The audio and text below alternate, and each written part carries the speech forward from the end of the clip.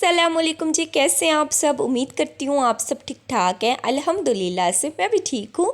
आज का vlog basically आपको मिलेगा ऑल अबाउट स्टिचिंग। जिन सिस्टर ने मुझे कहा था कि आप स्टिचिंग सिखा दें अलग से चैनल पे, या आपका कोई अलग से चैनल है, तो उनके लिए मैं आज ना मेजरमेंट लेके आई हूँ। शर्ट की सिंपल मेजरमेंट यानी कि साइज़ लेने का तरीका। सबसे पहले हम लेंथ के बाद नापते हैं जी शोल्डर। जैसे कि मेरा यहाँ पे शोल्डर है 16, तो हम लोगों ने स्टिचिंग के लिए लेना है 17, और इसका जो हाफ़ बनेगा वो 8.5 बनेगा। जो 16 हमारा रेडी हो जाएगा और कटिंग और सिलाई के अंदर 17 का यानी कि 1 इंच का आएगा। उसके बाद हमने लेना होता है जी चेस्ट का नाप। आपने ट्राई करना है जिस शर्ट का आप नाप ले रहे हो उसको अच्छे से पहले प्रेस कर लें ताकि झोल ना आए।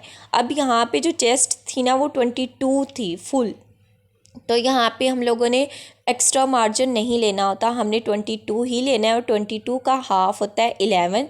जब आप बैक साइड को 2 बार फोल्ड करते हो और फ्रंट को 2 बार फोल्ड करते हो ना, तो वो 4 पार्ट में जो मेजरमेंट है ना वो आपकी डिवाइड हो जाती है। और यहाँ पे उसके बाद हम लोगों ने लेना है यहाँ पे वेस्ट यानी कि कमर का। तो ये हेल्दी जो है वो साइज़ है, तो इनकी कमर और चेस्ट जो है ना वो बिल्कुल सेम है एज़ इट इज़, ज़रा सा फ़र्क है। तो यहाँ पे जो इनकी वेस्ट थी ना वो भी 22 ही थी। और यहाँ पे अगर आपकी वेस्ट जैसे 20 हो तो तब आप हाफ़ लोगे 10। उसके बाद आप लोगों ने लेना होता है जी हिप का साइज़। बेसिकली जो एग्जैक्ट परफेक्ट जो शर्ट होती है ना जिसकी नोक ना निकली हो, उसकी हिप साइज़ और उसका दामन का जो साइज़ है ना वो सेम होता है। लेकिन यहाँ पे इसका हिप साइज़ था 25, तो इसका हाफ़ मैं लूँगी 12.5। और ये पूरा जब 12.5 में प्लस 12.5 करोगे ना तो वो 25 बन जाएगा। यानी कि साइज़ की मेजरमेंट पे भी ना आपको मैथ का हिसाब रखना पड़ता है। और जितना कोशिश कर सके ना आप सिंपल तरीके से मेजरमेंट लें, वो इजी रहता है बजाय अलग अलग। उसके बाद ना यहाँ पे मैं दामन यहाँ पे लूँगी, और इनका जो दामन था ना वो 24 था, यानी कि हिप से एक साइज़ जो था वो इनका कम था। तो यहाँ पे हम लोग क्या करेंगे, जब हिप से कटिंग करेंगे ना तो हम नीचे से दामन की थोड़ी सी तिरछी कटिंग कर देंगे जो अंदर की तरफ आ जाएगी। उसके बाद सबसे इम्पोर्टेंट चीज़, अगर आप चाहते हो आपकी जो चाक हैं वो उठे ना और वो परफेक्ट आए नाप के लिहाज से, तो नीचे से ना आप अपने स्लिट्स की जो लंबाई है ना वो नाप लिया करें। जैसे कि यहाँ पे 16 इंच, जो आपने कमीज़ की लेंथ ली 40, ठीक है, इसकी 40 थी, तो मैंने 40 से रखना है और ऊपर कमर तक लेके जाना है 16 पे। यहाँ पे हमारा जो परफेक्ट है ना वो हमारा जो चाक का है ना स्लिट का निशान वो आ जाएगा। और बाद में ना जो कमर का चेस्ट से कमर पे निशान लगाते हैं ना वो 5.5 और 6.5 पे लगाते हैं।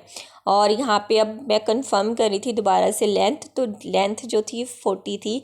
और उसके बाद ना नीचे 2 इंच का मार्जिन हम रखते हैं, यानी कि 42 यहाँ पे मुझे नीचे से चाहिए थे, और 1 इंच हम ऊपर शोल्डर से मार्जिन रखते हैं, यानी कि 3 इंचेस हमें शर्ट का जो कपड़ा है ना वो एक्स्ट्रा लेना होता है। उसके बाद यहाँ पे जिस पे मुझे बहुत कन्फ्यूजन होती थी, और आई होप से सबको ही होती है, यहाँ पे ना आर्म होल यानी कि कंधे का नाप। तो यहाँ पे आपने फ्रंट से रखना है और थोड़ा सा तकून शेप में ला के ना नीचे लाना है। जैसे पे यहाँ यहाँ था 9 इंच ना, तो हम लोगों ने 9 का पूरा लेना ही 9 ही हमने कंधे की ना लंबाई लेनी होती है। और जो ऊपर से कटिंग होती है वो शोल्डर का हिस्सा चला जाता है, कंधे की सिलाई आ जाती है, और जो गोलाई हम करते हैं ना आगे मैं आपको दिखाऊंगी, उससे हमारे 9 इंचेस पूरे हो जाते हैं, कम नहीं होते। इस तरह से मैंने ये नाप जो है वो आपको समझाने के लिए लिख लिया कि यहाँ पे हम लोग एक्स्ट्रा मार्जिन ना चेस्ट से लेके हिप साइज़ का कोई भी एक्स्ट्रा नहीं लेते। उसके बाद ये जो आपको पहली वाली लाइन दिखाई दे रही है ना ये हमारी सिलाई का है, ठीक है, इस पर हमने सिलाई लगानी होती है। और जो नंबर 2 पे लाइन है ना वो हमारे कटिंग का जो एक्स्ट्रा मार्जिन कपड़ा रखते हैं ना अंदर वो होता है। इस लिहाज से अगर आप कटिंग करोगे ना तो कभी भी आपकी हिप से नोकें नहीं निकलती, और जो आपकी फिटिंग का निशान होता है ना, फिटिंग की शेप होती है वो बिल्कुल वी शेप में अच्छे से बेस शेप में आती है, ऐसा नहीं पड़ता कि झोल पड़ा हो। उसके बाद जो हेल्दी लोग होते हैं ना उनके कंधे का निशान हम 1.5 इंच पे लगाते हैं, और जो स्मार्ट होते हैं ना उनका आधे इंच पे या 1 इंच पे। 1 इंच पे लगाते हैं। और यहाँ पे आंटी की जो शर्ट थी ना वो काफ़ी हेल्दी है, तो उनके ना फ्रंट कंधे की कटिंग हम जो डीप करते हैं ना वो नहीं करेंगे, हमने सिर्फ लाइट सी उसकी कटिंग करके ना उसको शेप देनी है। उससे क्या होता है कि बाज़ औक़ात ना उन जो हेल्दी लोग होते हैं उन्हें फिर कंधे पे ना छिकाव पड़ता है और वो जो कमीज़ जो है ना वो उठी उठी सी लगती है।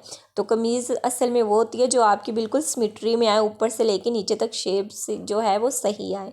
तो इस तरह से आई होप सो आपको थोड़ी बहुत ही समझ आई होगी और अगर नहीं भी समझ आई तो आप 2-3 बार प्रैक्टिस करेंगे ना आ जाएगी। सबसे पहले ना साइज़, अगर आपको किसी भी शर्ट का साइज़ लेना अच्छे से आ जाता है ना तो फिर आप कटिंग जो है वो अच्छे से सीख जाते हो। और सबसे ज़्यादा जो प्रैक्टिस की ज़रूरत होती है ना वो आपको कंधे की गोलाई पे होती है। तो अगर आप जो इनकी गोलाई का स्केल मिलता है वो भी आप ले सकते हो। मैं तो एज़ अ प्लेट यूज़ कर लेती हूँ, मुझे वो जो स्केल है ना उसकी कोई ज़रूरत नहीं पड़ती।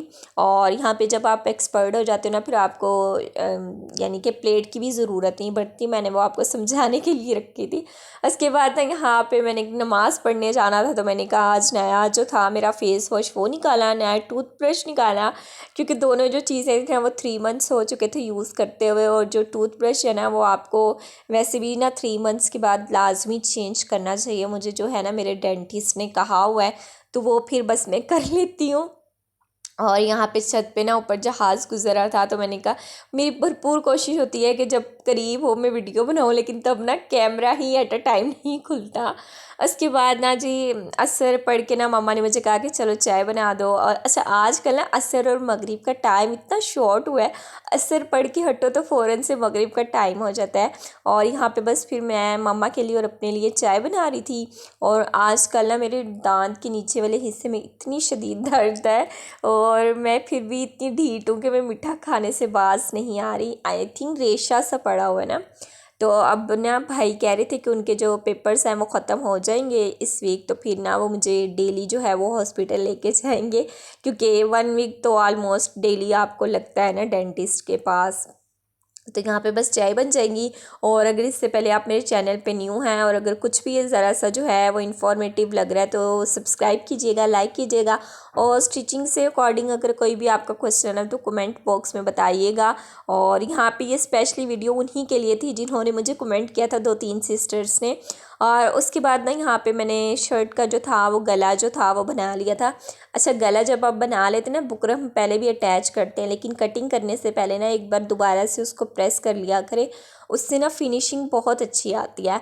और ये जो सारी बातें मैं आपको बता रही हूँ ना, ये मेरी उस्ताद यानी कि जो मेरी मम्मा है जिन्होंने 8 से 10 साल यानी कि सिलाई स्कूल जो है वो चलाया हुआ है ना, तो मैंने जो स्टिचिंग है ना वो अपनी मम्मा और दादों से ही सीखी है। मैंने किसी स्टिचिंग इंस्टीट्यूट से कोई क्लासेस नहीं ली।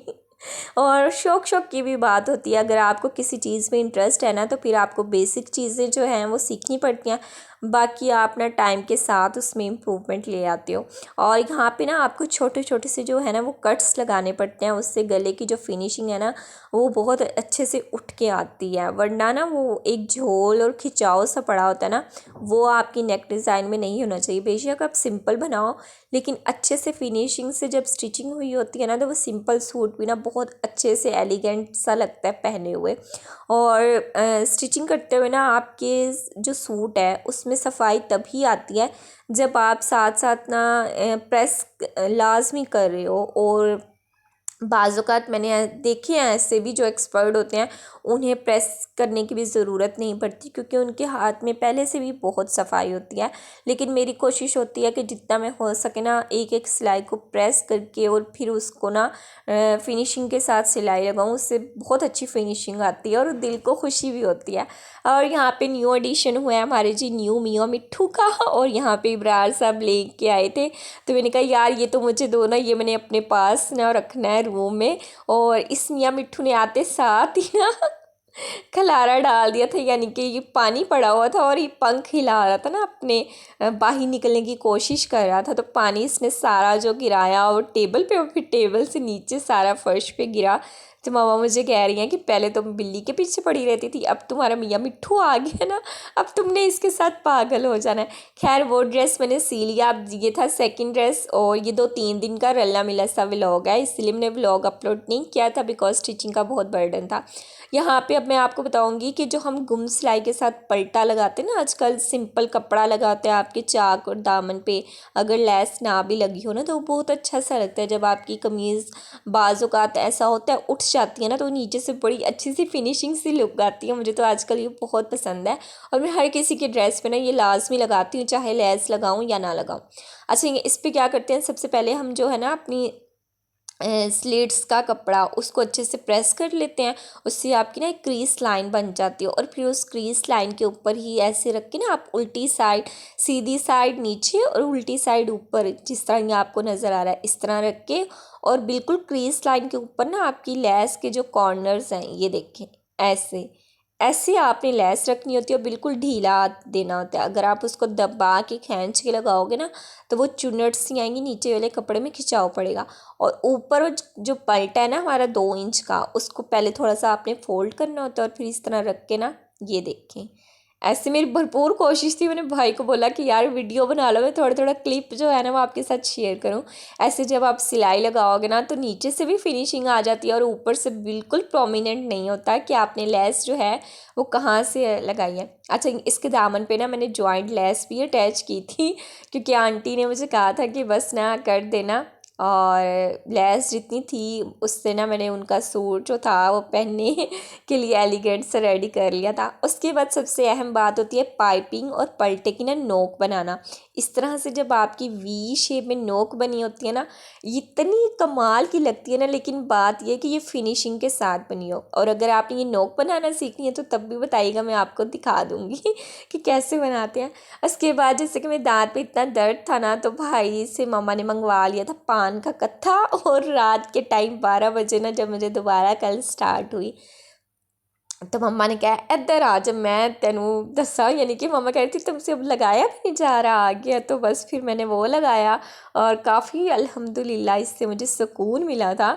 और यहाँ पे मम्मा बना रही थी चने की दाल विद चिकन, और भाई ने बनाए थे अपने लिए ब्लैक चने के चावल। और बस यहाँ पे ना मानो बिल्ली सामने आसमां पी के घर गई हुई थी आज, तो उन्होंने मुझे वीडियो बना के भेजी। मैंने कहा ये सबके, ये हमारी गली की ना रौनक है, हर किसी के घर घूमती रहती है।